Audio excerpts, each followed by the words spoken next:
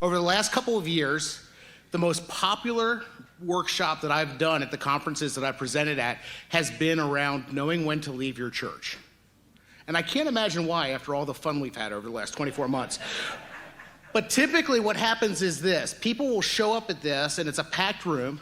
They'll show up about 2 or 3 minutes late, and they'll be walking in looking over their shoulder to see who's watching them walk into the room. And so we've just figured, you know what, we'll just do this in the general session. No guilt, no shame, don't have to worry about you can just blame VINIA that everybody got this. But I think it's gonna be helpful for us to take a few minutes and just kind of talk through a little bit about when it's time to leave, if we can. And so when I kind of started to put together some thoughts on what to share with this group and what to share with other groups, I spent months seeking out the wisest, most brilliant and profound ministry leader I could, somebody who was just the smartest person I could find, to seek out their advice and say, hey, how do you know when it's time to leave? And that's when Dave DeVries said, you just know. You just know. And let's be honest, I think deep down inside, we all know that's true. Those of us who have served in ministry, we all get to a point where we just know that it's time to move on. But part of who we are and part of how we're wired makes us feel like that's not enough. Makes us afraid that it's just bad pizza or an adverse reaction to some of those extra grace required people in our congregation. Not that any of y'all have them. We want to make sure that we're not just kind of getting this you just know feeling when we've had a bad hair day. And so what I'd like to do over the course of the next, theoretically 12 minutes, I'd like to kind of unpack 4 reasons that we share with pastors as to when it's time to move on, and 3 tools that we can leverage as we go through this discernment process. But before we do that, I want to lay a couple of foundational statements out there just to help us shape our conversation if we can, okay? And so the first foundational statement is this gem right here. The church isn't Starbucks. Yeah. The Colorado crowd is glad that they paid for the flights already, right? The church isn't Starbucks. So what do I mean by this? So Starbucks, in their genius, and I really mean that, in their genius, they started to monetize what they called the third space, okay? What they would say is that each of us have 3 spaces in our lives. The first is our home space, right? The second is our workspace. And the third is the community space. And so what they wanted to do was sell $17 cups of mediocre at best coffee and be this place where people come together and hang out in your community, right? They're getting rich off an idea that the church had way back in the day, but that's another TED Talk for another time. So what they have done is they've monetized this third space, realizing that most people in their day-to-day have 3 distinct spaces in their lives. Well, here's the truth, okay? And if you've been in ministry any amount of time, you know this is true. Ministry people don't have 3 spaces. We have 1. We have 1. Our workspace, our home space, our community space are all intricately and deeply connected and intertwined. And I'm not here to say that's a good thing or a bad thing. Honestly, I think it's just a thing. But it's true. And so when we leave, when we move on, we disrupt all 3 of those spaces simultaneously. And not just do we do it for ourselves, we also do it for our family, okay? And so this is why it can be so hard to leave. This is why so many times we get this feeling that we just know, but we hold off because we know the pain, we know the work and the effort, and we know the heaviness of disrupting all 3 of those spaces in our life at one time. And if it isn't hard, we're probably doing something wrong, right? Okay, first foundational statement, the church is not Starbucks. Here's the second one. There's no such thing as a Goldilocks moment. It's never just the right time, okay? It's never just the right time. So as I've walked through this season with pastors over the last several years, what I've noticed is there's 3 times when pastors leave their church, okay? The first is when they've not been there long enough. The third is when they've been there way too long. And then the second is when they've been there just a little too long, okay? It's never just right, so let's just get that out of our head and out of our vocabulary, okay? We either leave too early before God's done all that he has wanted to do through us in our church. We try to avoid that as much as possible. Or we stay there so long that everybody else knows that it's been time for us to move on for quite some time. And we know stories about that. Or we're there just a little too long. And frankly, that's what I encourage people to shoot for. If we can be there just a little too long, we've been there long enough for God to do everything that he's planned to do through us in that ministry, and we're leaving before we start to do damage, whether it's to our soul or to the church or what, okay? It's never just right. So let's talk about the 4 reasons that we share with pastors as to when it's time to move on, okay? And before I say this, I feel like I need to say this part too, because I always have somebody ask the question. My assumption going into this is that you are praying through this and that you're spending regular time in Scripture and you are honestly and deeply and fearlessly asking God to let you know when it's time to move. My assumption in this is that you are having those conversations. If you're not, that's a workshop tomorrow, and we don't have time for that in my 15 minutes. But that's something that we need to get in with, okay? So let's talk about the 4 reasons. The first one is this. There is a shift of call going on in your life, okay?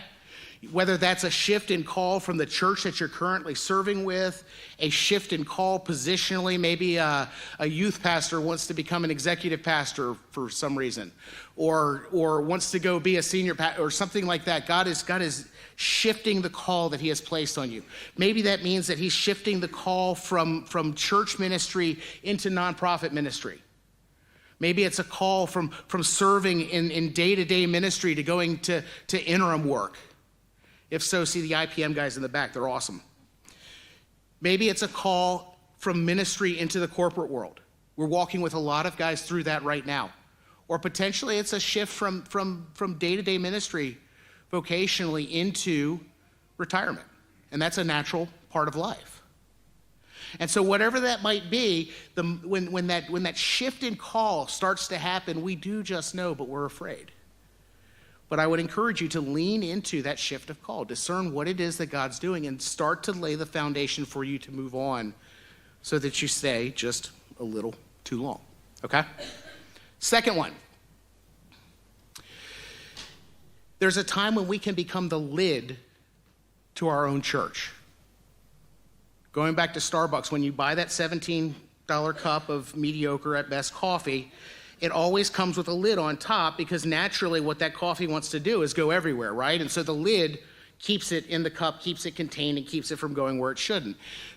Sometimes God wants to take our church to a place where we can't go. That may be a skill set issue.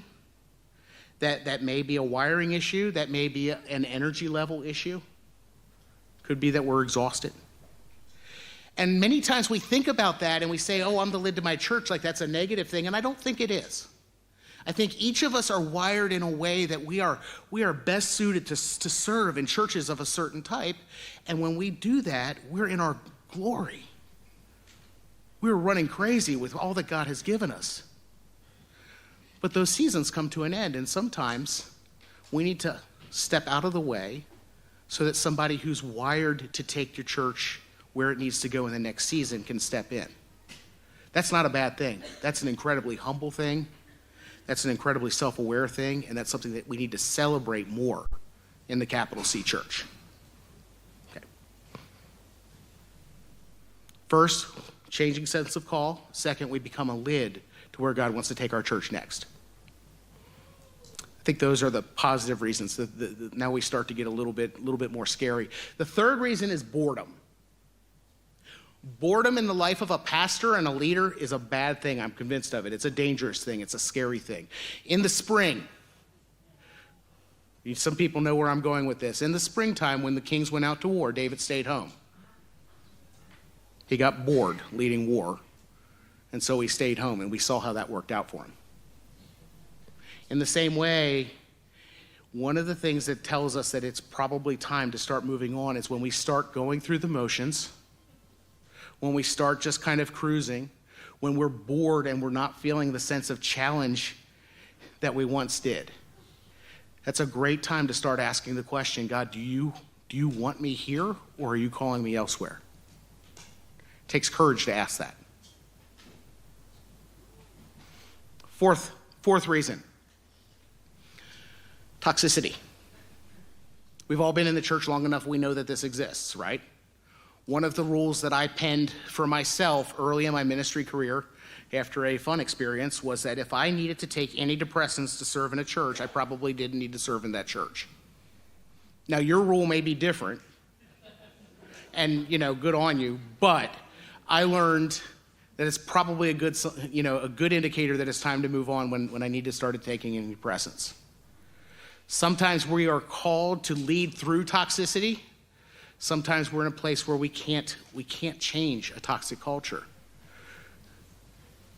We need to lean on God. We need to lean on the tools that I'm going to talk about in a minute to help us discern that.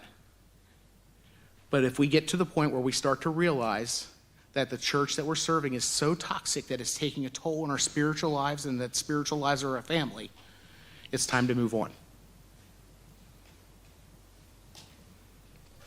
Changing sense of call.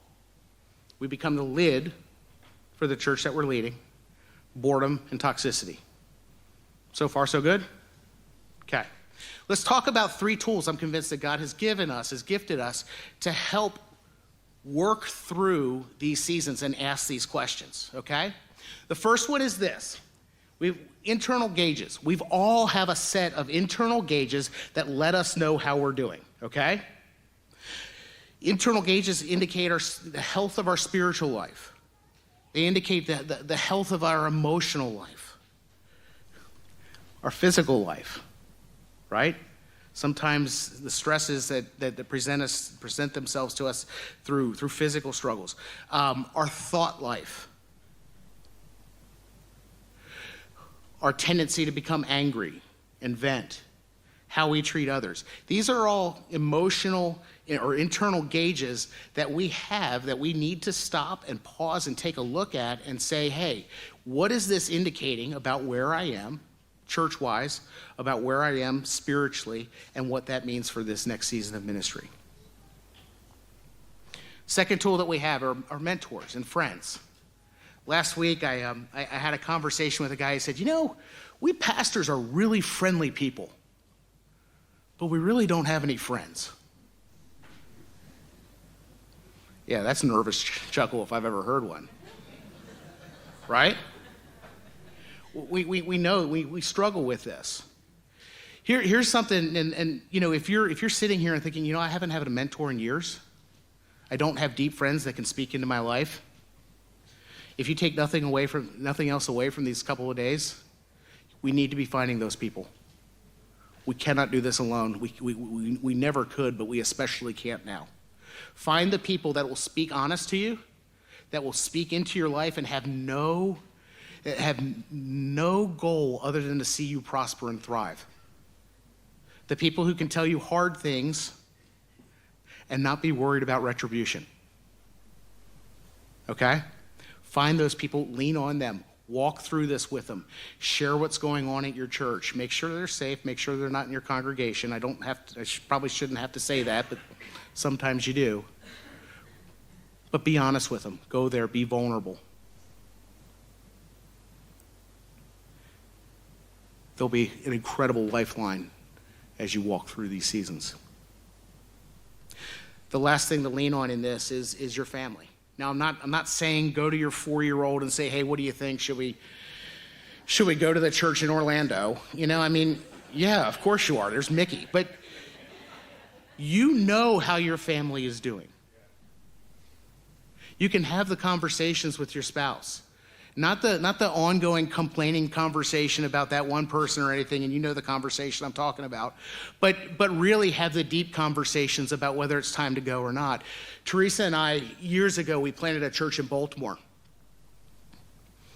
And being from the Baltimore area, I was having the time of my life. I love Baltimore. The city's got issues, I know. But we got to do some incredible things that we had no business doing. God was moving.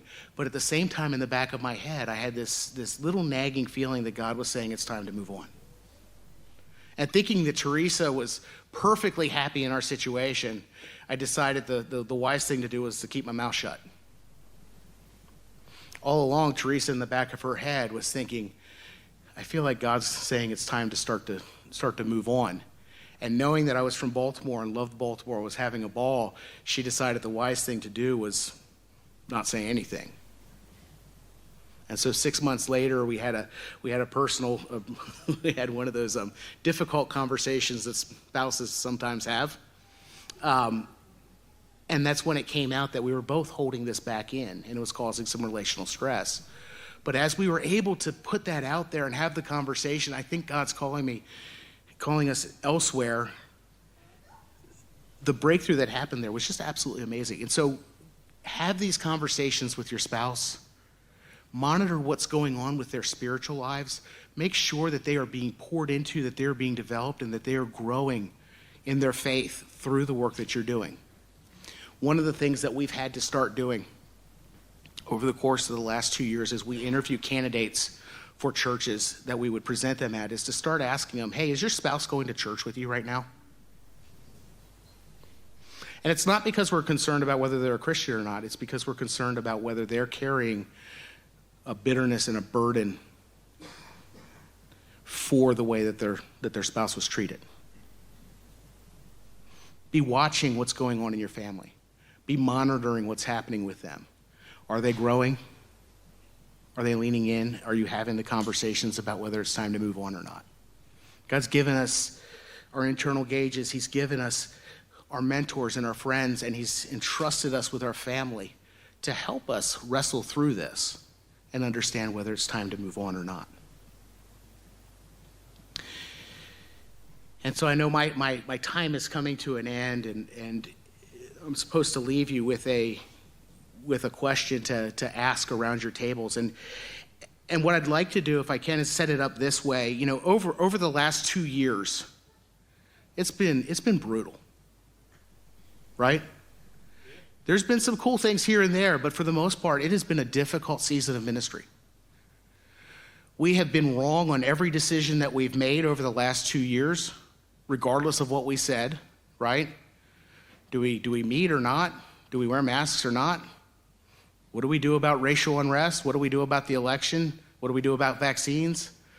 We know every decision we've made to some very vocal minority has been the wrong one.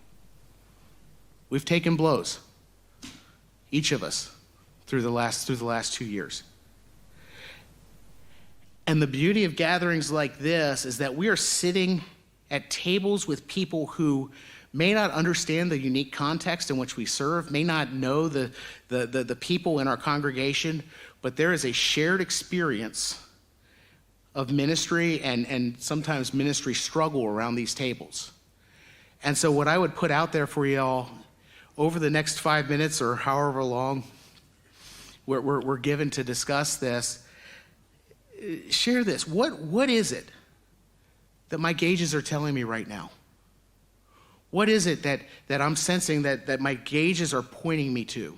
Am I healthy? Do I need to shore up my spiritual life? Is it time for me to move on?